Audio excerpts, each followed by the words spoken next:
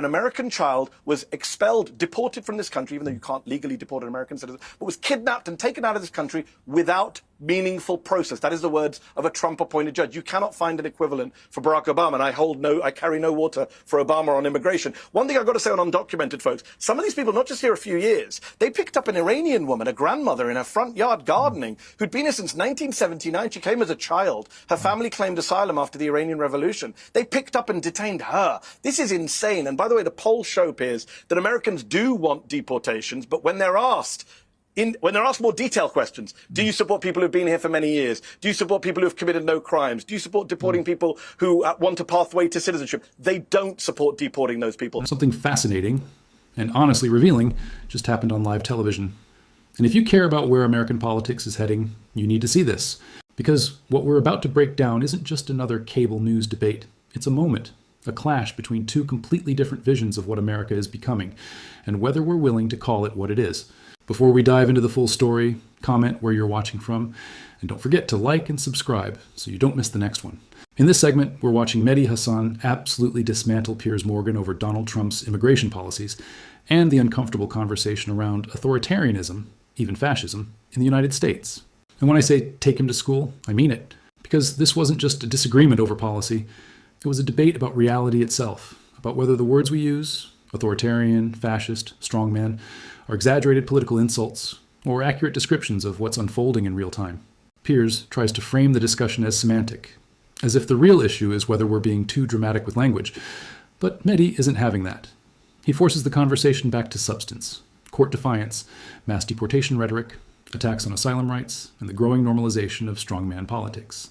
This is bigger than Trump. It's about how political language shifts. It's about how behavior that once would have shocked the nation is now debated like it's just another partisan talking point. So we're going to watch this exchange closely. We're going to unpack the arguments. And at the end, I'll give you my full breakdown, because there's a lot going on beneath the surface here. Let's get into it. There's a difference between being far right and a fascist. Do you accept that? I mean, unfortunately, right now, it's all very grey in the United States. I would say that's part of the problem, is that because in the last few years, everyone has casually tossed around phrases like fascist, Nazi, etc., it kind of diminishes the reality when you see it, when they clearly are. Like, if you see an actual Nazi and you remember what the Nazis did, or you remember what the fascists did, actual fascists doing actual fascist stuff on a mass scale. The reason I've always quibbled with you using that word for Trump, for example, is that I just think it trivializes what actual fascism really is. When I saw these kids, though, what I'm seeing is a complete breakdown in any historical knowledge to brazenly admit I am a fascist. You never mind the open racism you had to put up with, which was obviously contemptible. But to just casually admit in a sort of cheery way, I'm a fascist, it just said to me they don't understand what that means. Maybe, I mean, or that they do understand what it means and they like it. And this is the slight problem. All of the polling shows, Piers, that the Republican base has become more authoritarian over the last 5-10 years, has become more open to strongman rule, do call Donald Trump daddy because they like the idea of a strong leader, have told pollsters time and again that they're happy for Trump to ignore court rulings and ignore Congress and take more power for himself, which he's done, by the way. He has defied court orders, has defied the Supreme Court. And look, we can argue back and forth about the word fascist, just like on Gaza, you and I have argued about the word genocide. What we can't argue about, and surely what you cannot deny, is that America right now is going through an authoritarian moment. Most political scientists and scholars of democracy are saying American democracy is in decline, is going backwards, is regressing. We are seeing a much more authoritarian approach to government. The Republican Party is enabling Donald Trump's worst excesses. Again, call them whatever you want, authoritarian, illiberal, fascist. And these kids, quote unquote, they're all adults, but yes, young Americans, sitting in that warehouse with me, I don't think they're just ignorant. I actually do think they're taking their cues from the top. They are saying this stuff because Donald Trump has emboldened them. These views, Piers, as you well know, you lived in the United States, these views have been around for decades. But they were said in private. They were said in people's homes. They were said on some weird internet message board. They've become emboldened to say this stuff out loud because the leader of the country says similar stuff out loud. When they say to me, I'm not a real American, I should be deported, denaturalized. I mean, Donald Trump, Piers, is openly saying that Zohran Mamdani, the Muslim American citizen candidate for mayor of New York, is maybe here illegally. Maybe we have to investigate his citizenship based on nothing.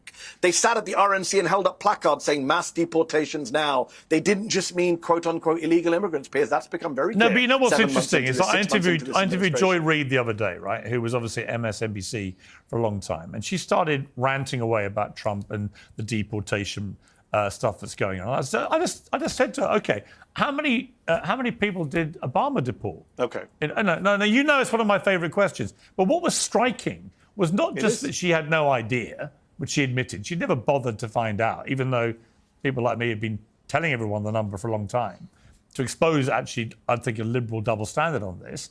But secondly, she said, I don't care. She didn't care how many people Obama had deported, even though he's by far, pro rata, the biggest deporter of people in American presidential history. So, my question for you about this would be, okay, I don't happen to think Trump has been that authoritarian. I think he pushes the courts as hard as he can. Why? But then he reigns back. He's defied court orders. The people that have been deported, where there was a big blow up and contention about it, they've come back and they're facing due process. That's not what an authoritarian does. Not true. He's cleaned That's up. just not true, Piers. Well, on the southern border, for example, I presume you would praise Trump for stemming the number of people coming illegally there, or would you not? No, I don't praise somebody who tortures people in detention centres, and I don't think you should either. And you said a lot of things that weren't true.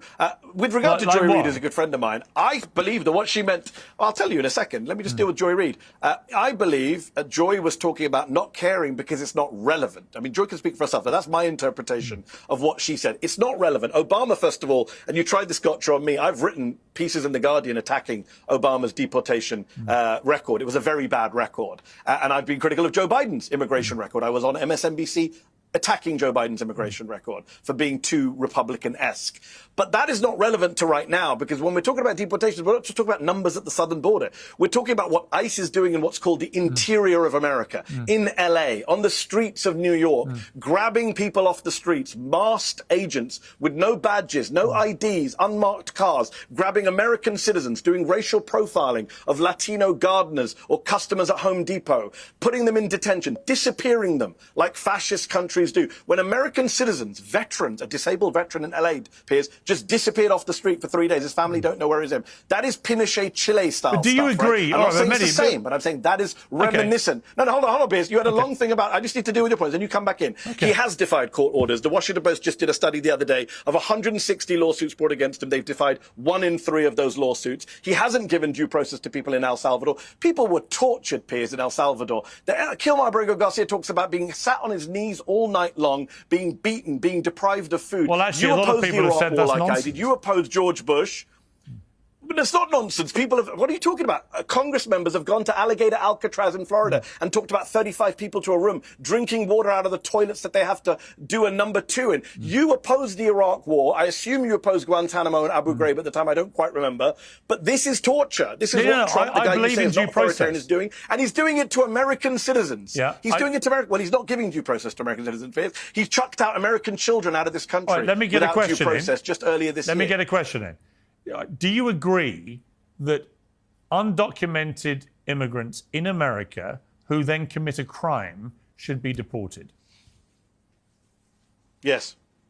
Good. So then we got a bit of agreement on that.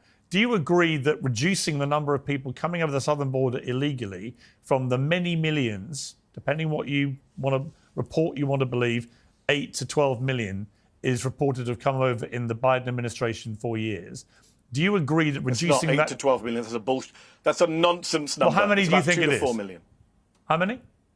I think it's about 2 to 4 million. Is what the experts I talk to say 2 to 4 million. Okay, so millions. Do you accept that reducing that to just a few thousand a month is a good thing?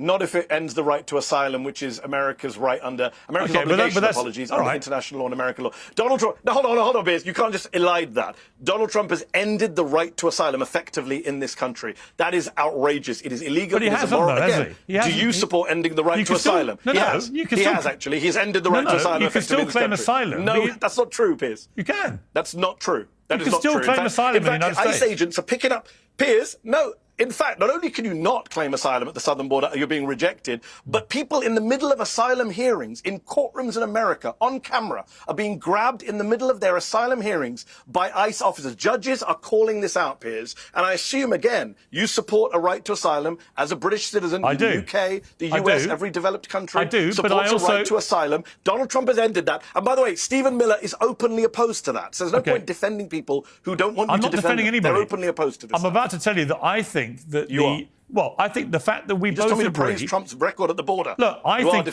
Trump's horrific record. I think if Trump had stuck to deporting people who committed crimes when they're undocumented in the United States, that would have had widespread approval. I do not like... which every president I do not like this chilling sense of fear that everyone undocumented in America currently has because of the extraordinary work they do for the US economy. Never mind anything else. Never mind the humanity. Not just undocumented, Piers. What about the legal? Hold on, not just undocumented. What about legal immigrants? He's detained green card holders. He's going after American I don't think citizens. it's right. They've set up a committee. I don't think it's right. So, okay, you don't think it's right. Do you think it's authoritarian? You're not worried about the direction of travel in the US, where 2/3 of Republicans basically identify as authoritarian? I think there are... Where a majority of Republicans tell pollsters, we think Trump shouldn't follow the courts or Congress? I think, you're not worried by that? Well, of course he should follow courts, but I think that in relation to the immigration issue, the vast majority of Americans I've seen interviewed, right, doesn't necessarily mean that is the majority of the country, but most people think if you're in the country illegally, that isn't something to be applauded. I know that when I wanted to go to America and get a home there, which I have, and work in America, I had to go through a laborious, quite painstaking, quite expensive process of getting a visa, for example, right? That is the normal way people operate in other countries. So that is how a lot of people do it. They do it the legal way. We have the same issue in the United Kingdom with people coming over on boats from France in the tens of thousands, right? It is annoying to those who do things the right way. So I understand that, but I also understand you cannot just deport every undocumented person in America. It would create complete mayhem. It would wreck the economy. It's unworkable, and it's also intrinsically unfair if someone's been there for a few years, has family born in the United States, is working and paying taxes and contributing to the economy. I think it's not right that those people should be picked up and thrown out. Right? Now, so there are lots of complexities to this, and I agree with a lot of it, probably along with you. I just don't think that you can ignore, as Joy Reid wanted to, what Obama did for 8 years as a Democrat president and as a black, and as the first black president. Piers, come on, Piers. I get that you need to do this both sides shtick for your show, but Obama is not relevant. Obama did not defy the Supreme Court. I actually do look at both sides. Well, okay, point to me. Well, Piers, point to me then. I'll give you as long. I've got to go soon, but I'll give you as long as you want before I go. When did Obama defy the Supreme Court on immigration? He didn't. When did he defy lower court judges? He didn't. Joe Biden didn't either. So we're talking about the courts here, right? Judges, Trump-appointed judges, Piers. A Trump-appointed judge said earlier this year that an American child was expelled, deported from this country, even though you can't legally deport an American citizen, but was kidnapped and taken out of this country without meaningful process. That is the words of a Trump-appointed judge. You cannot find an equivalent for Barack Obama, and I carry no water for Obama on immigration. One thing I've got to say on undocumented folks, some of these people, not just here a few years, they picked up an Iranian woman, a grandmother in her front yard gardening, who'd been here since 1979. She came as a child. Her family claimed asylum after the Iranian Revolution. They picked up and detained her. This is insane. And by the way, the polls show, Piers, that Americans do want deportations, but when they're asked more detailed questions, do you support people who've been here for many years? Do you support people who've committed no crimes? Do you support deporting people who want a pathway to citizenship? They don't support deporting those people. They support, like you and I do, deporting violent criminals, which Biden was doing, Trump did, Obama did. Everyone agrees on that. What he's doing right now, and what Stephen Miller is doing, Piers, just so your viewers know, Stephen Miller went to ICE and said, you better round up 3,000 people a day. He's given them an arbitrary number. And ICE people are saying, we can't do this. It's not possible. He said, just go to 7-Eleven, go to Home Depot, and just round people up. They're doing racial profiling, Piers. They're just grabbing brown people, Latino folks off the streets who are American citizens. And they're saying very clearly why they want to do this. Right? They want to make, when they say they want to make America great again, it's because they want to go back to a whiter America, a less browner America. That is Stephen Miller's vision. That is, you get Stephen Miller on Piers and ask him. They've not said that. They've not said that, have they? Stephen Miller is a white nationalist. Stephen Miller is a white nationalist who spent a career enabling and promoting white nationalism. It's all on the record. But there is no evidence Donald Trump wants to keep people in because of their skin colour or throw them out because of their skin colour.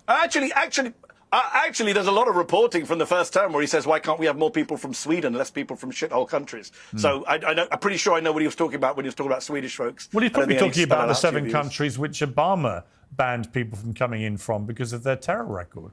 Was he?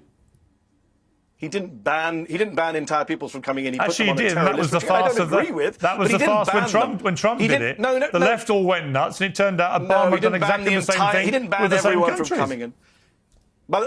By the way, Donald Trump in December 2015 said we need to ban every Muslim coming into the United States. Do you support that Islamophobic, racist position? He said, if I remember accurately what he said, it was after an appalling terror attack where I think over 50 people got murdered. And he said, we're going to have a short-term suspension on people coming in from the same countries that Obama had done this to. No, he didn't. Until he said every Muslim. Until we figure out what's going on. Not true, Piers. People can Google it right now. You're wrong and I'm right, as ever. He said all Muslims will be banned from coming into the United States. He didn't say anything about 7 couurs. That's what it became when he came into office. But he said he wanted to ban all Muslims from coming in. Surely you disagree with that? No, Mehdi, in the end, I always say with Trump, act on what he does, not what comes out of his mouth, right? You don't like that. And I've been telling you, I've got to run, but I've been telling you for the last 20 minutes what he's been doing, and you partly agreed with me. But now at the end, because you've got to do the both sides stuff, you've got to defend Trump. How many countries you don't agree with picking up Latinos outside of Home Depot? Piers, you don't agree. You don't agree with picking people up outside Home Depot. How many Muslim countries in the end did Trump ban people coming in from? I think 5, if memory serves me correctly. I think it was 7. The same 7 Obama had done. That's my point. You can't ignore history. You can't just pretend Obama didn't do exactly the same thing. Obama did not ban Muslims from coming into the US. He did not say Islam hates us. He did not say that. He did not tell Muslim members of Congress to go back to where they came from. I remember when you came on my show, Piers, and I read out the quote to you, where he told the 4 members of the squad to go back to the countries they came from, and you would not call it a racist statement, but it was a racist statement. You know it, and I know it, and everyone watching knows it. Mehdi, and everything they said to me on Jubilee, by the way, is stuff that Trump has said, or a version of.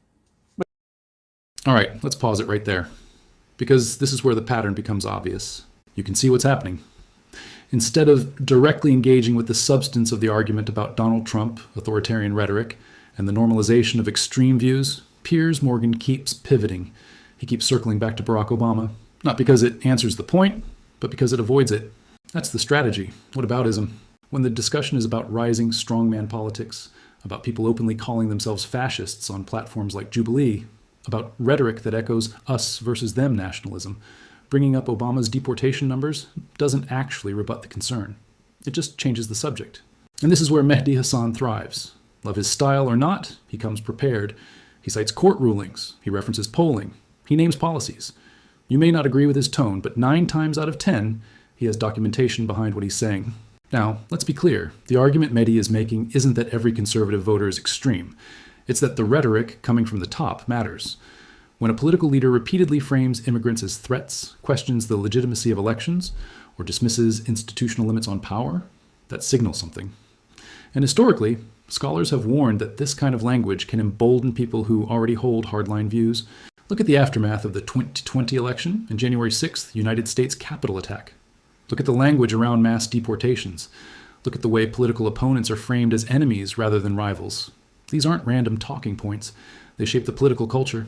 So when Mehdi argues that some of these individuals feel emboldened by Trump's rhetoric, that's not a wild leap. It's a claim rooted in observable trends. The bigger question is this: are we willing to examine that honestly, or are we going to keep deflecting every time the conversation gets uncomfortable? Let me know what you think about this exchange, and who you believe made the stronger case.